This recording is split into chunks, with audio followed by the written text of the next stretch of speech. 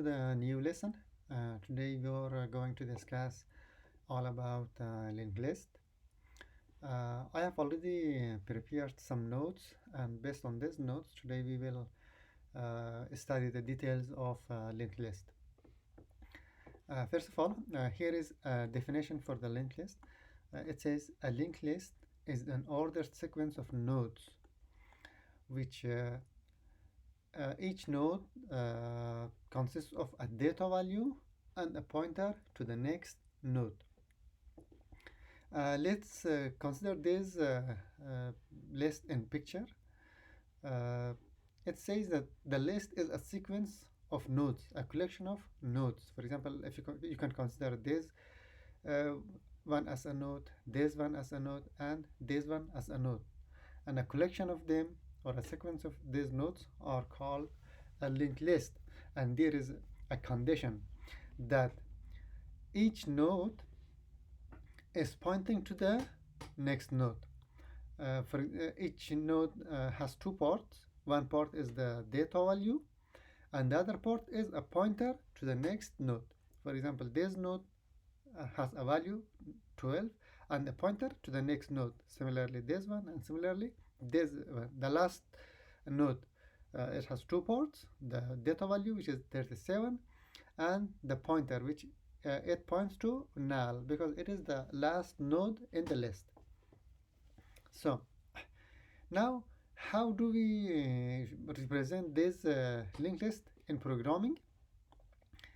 To represent a linked list in programming, we use two classes.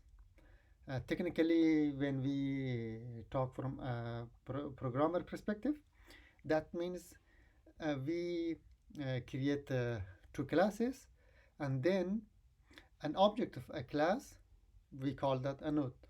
For example, a node is actually an object or an instance of a class, and a linked list itself. So now let me write these two classes in actual programming and see how we can create a linked list. I'm using JavaScript language, but you can use any language that you are comfortable with. So first, let me create a node class, class linked list node. So it has two properties, as we said. Every class is every node is made of two parts. One part is the data value, and the other part is a pointer to the next node. So whenever we are creating an instance or an object of this class, we pass the value as well. That's a better approach. So now we know that this class should have two properties. One should be the value, and the other should be the pointer. That very common variable name or pointer name is the next word, but you can name it any word that conveys this meaning of pointing to the next node. You can name it like pointer, or you can name next as I named. So this value directly is passed when you are creating the object or an instance of this class.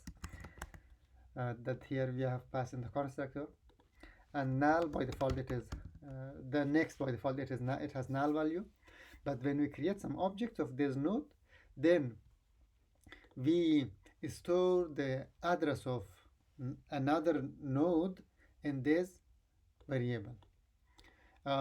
When we say that it points to the next node, technically that means we are addressing the memory, we are saving the memory address of next node in this variable.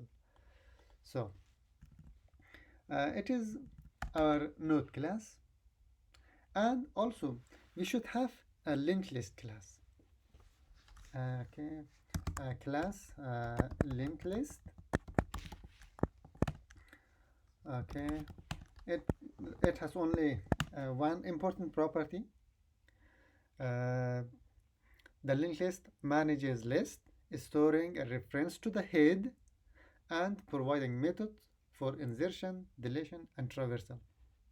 So, the most important property is having a reference to the first node, and we call that head. This dot head. So by default, it is pointing to null. But what does this mean? This means that the linked list itself is just a pointer to the first node, which is called the head node. You see, based on our explanation here, we said a linked list is a sequence of nodes, that every node has two properties. One is the value, and the other one is the pointer to the next node.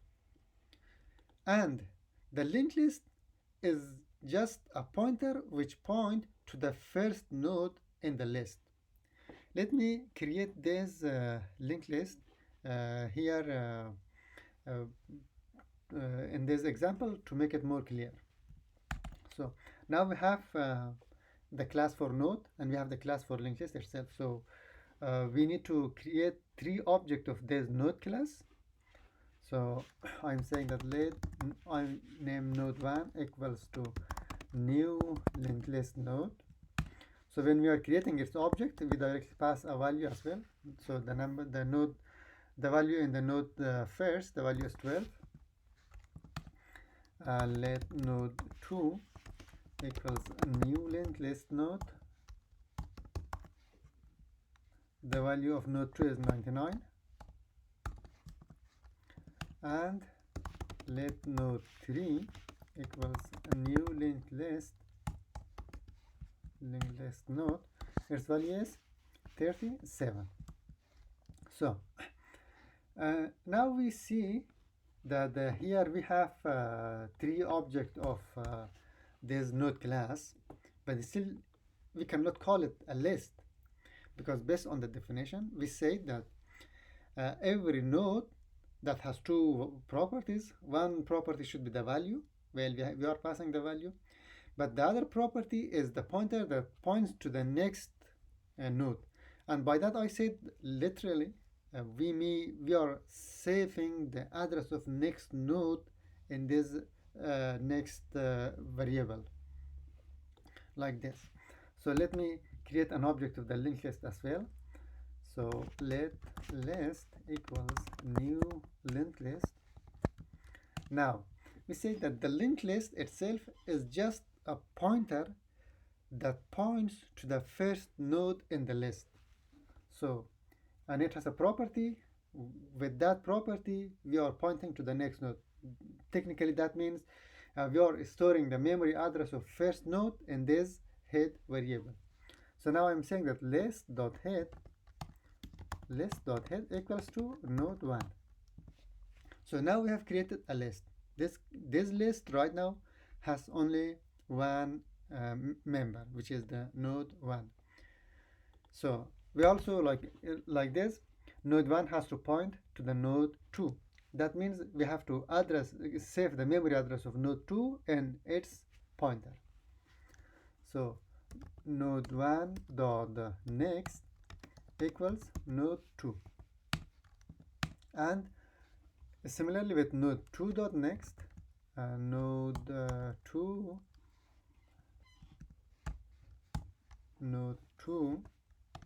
dot next equals to node3 So we see now node1 points to node2, node2 points to node3, and node3 points to null. That means it is the last node, and after node3 there is no more node, so its next value is null. Now it is a complete example of a linked list.